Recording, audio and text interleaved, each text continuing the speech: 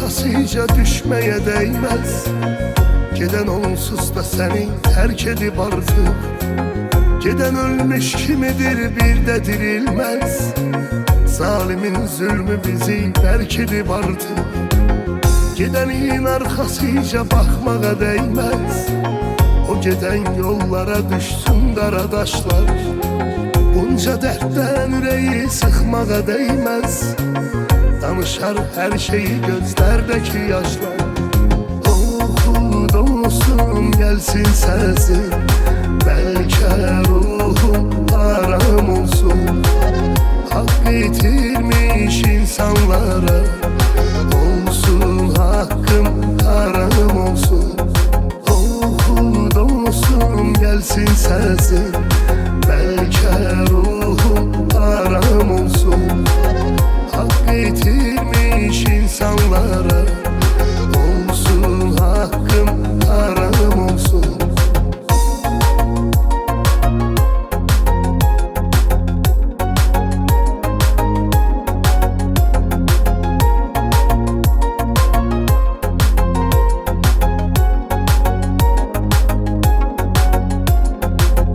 Sen ol her yetene verme yüreğini.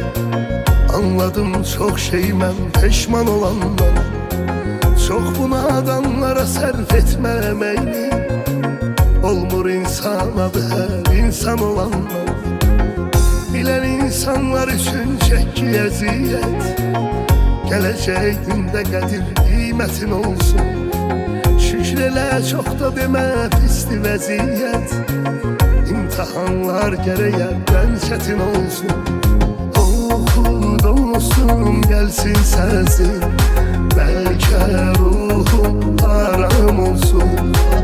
Hak itirmiş insanlara olsun hakkım haram olsun.